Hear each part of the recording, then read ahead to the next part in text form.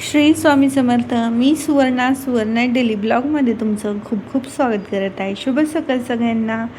सुंदर दिवसाची सुरुवात स्वामींच्या सेवेपासून आणि दर्शनापासून झालेली आहे. आजच्या व्हिडिओमध्ये मी तुम्हाला स्पेशल रेसिपी दाखवणार आहे आणि ती झटकीपट होईल अशी ही आहे. तर त्या अगोदर आपल्या चॅनलला कोणी सबस्क्राईब केलं नसेल तर सबस्क्राईब करून घ्या. चला तर व्हिडिओला सुरुवात करूयात. त्या अगोदर मी दाखवते आजच्या नाश्त्यामध्ये काय काय आहे. तर आजच्या नाश्त्यामध्ये आहे शेवभाजी आणि पोहे, भजी, वडा आणि पाव. मी यातलं फक्त पोहे खाल्लेले. ती स्पायसीमध्ये मी काहीच जास्त खात नाही कारण की तिखट मला चालतच नाही.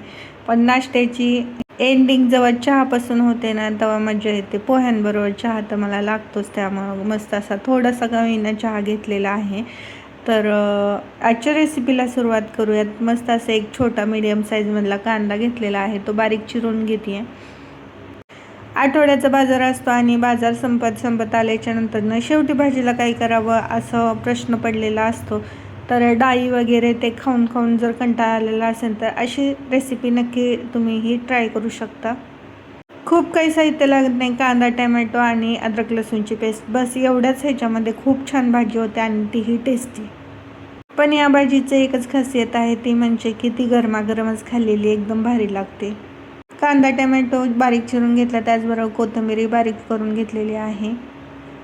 परत एकदा तुम्हाला साहित्य दाखवून घेते. बारीक चिरलेला कांदा, बारीक चिरलेला टमॅटो आणि कोथिंबीर आणि अद्रक लसूणची पेस्ट, जी की मी 2-3 दिवसासाठी करून ठेवते. तर इकडं मी भावनगरी शेव घेतलेली आहे. रेसिपी सुरुवात करते आहे. कढई गरम करायला ठेवलेली आहे. सगळ्यात अगोदर त्यामध्ये तेल घालून घ्यायचं आहे.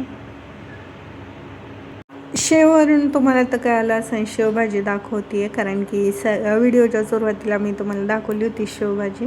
तर हो, शेवभाजीच दाखवते आहे. घरात जेव्हा कधी भाजीला नसेल तर शेवभाजी करून नक्की खायला घाला घरच्यांना. एकदम स्वादी सोपी रेसिपी आहे. ह्याच्यात खूप काही घालायची गरज नाही आणि ग्रेव्ही करायचीही गरज नाही, कारण की ही भाजी अशीच छान लागते. तर जिरी मोहरी टाकून घेतलेले आहेत गरम तेलामध्ये.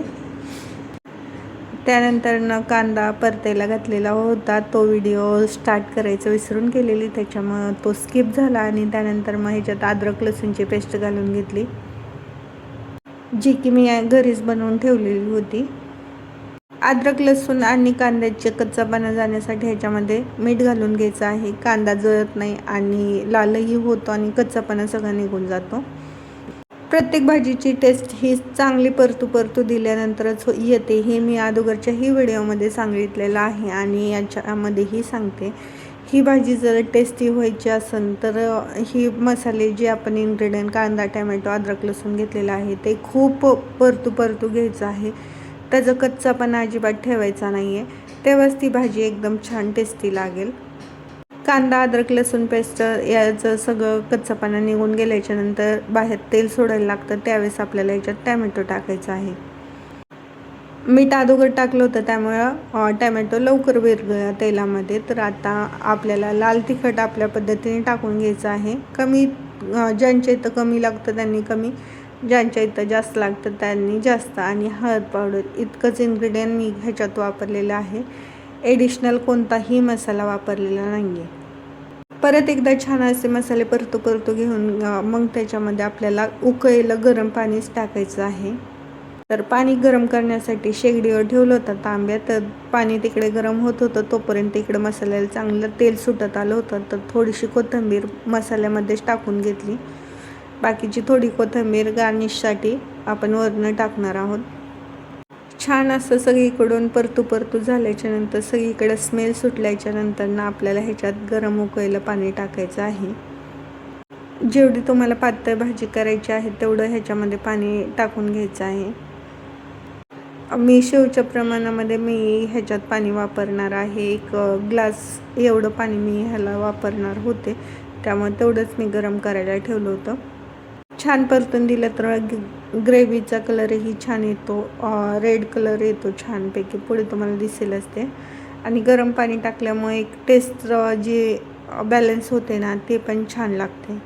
कोणत्याही भाजीमध्ये भाजी करताना जर गरम पाणी वापरलं ना त्याची चव एकदम भारी द्विगुणित होते, म्हणायला हरकत नाही. त्याच पद्धतीने ह्याच्यातही गरम पाणी यूज केलेलं आहे आणि कांदा टमॅटो एकदम गाळ शिजून झालेलं होतं, त्याच्यामुळे ह्याची गिरवी पाहू शकता तुम्ही किती छान झालेली आहे.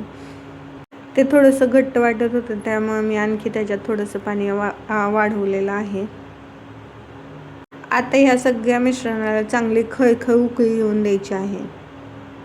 इथं आता कोण कोण काय चूक करतं की उकळत्या पाण्यामध्ये उकळत्या भाजीमध्येच ही शेव टाकून घेतं, तर ते तसं करायचं नाही आहे. 2 ते 3 मिनटं चांगली भाजी खळखळून उकळून द्यायची आहे. त्यानंतर ना ती एका डिशमध्ये डिश आउट करायची आहे. डिशमध्ये काढून घ्यायची आहे. त्यानंतरच मग आपल्याला त्यावरून शेव टाकून घ्यायची आहे. ती पण जेव्हा तुम्ही जर लगेच जेवायला बसणार असाल तर. लगेच जर जेवायला बसणार नसाल तर ती भाजी गरम करून घ्या आणि मग त्याच्यामध्ये शेव ॲड करा. तर मग माझी इकडं भाजी तयार झालेली आहे. मी डिशमध्ये काढून घेते अगोदरती. कढई जाड आहे आणि कढई त्याची गरम होत नाही, त्याच्यामुळे हातानेच उचललेली आहे. तर मी इकडं गरम गरम अशी भाजी काढून घेतलेली आहे, पाहू शकता तुम्ही. खूप घट्ट नाही आणि खूप पातळही नाही, ह्याची थिकनेस वगैरे बॅलन्स झालेली आहे एकदम. यावरून आपण जी भावपुरी शेव घेतलेली आहे ती टाकून घ्यायची आहे. ग्रेव्हीचा कलर कोणत्याही ॲडिशनल मसाल्याशिवाय इतका छान कलर आलेला आहे, कारण की टॅमॅटो कांदा छान असा परतून दिला होता त्याच्यामुळं. आणि जेव्हा आपण लाल तिखट वगैरे टाकतो तेव्हाही छान परतून दिलं होतं, तेल सगळीकडून सुटलं होतं, त्यामुळं ग्रेव्हीचा कलरही खूप सुंदर आला होता. शेव ह्याच्यावर पसरून झाल्याच्या नंतर थोडीशी कोथिंबीर ह्याच्यावरून टाकून घ्यायची आहे, आणखी छान दिसेल ते. खायला एकदम हॉटेलसारखी टेस्टी भाजी ही लागते आणि कलरही सेम डिप्टो तसंच आलेला आहे. तर कशी वाटली आजची ही सिंपल साधी सोपी शेवभाजीची रेसिपी नक्की कमेंटमध्ये सांगा. रेसिपी जर आवडली असेल तर लाईक शेअर सबस्क्राईब करायला विसरू नका. भेटूयात अशा छानशा व्हिडिओसोबत पुढच्या व्हिडिओमध्ये. तोपर्यंत सर्वांना बाय बाय.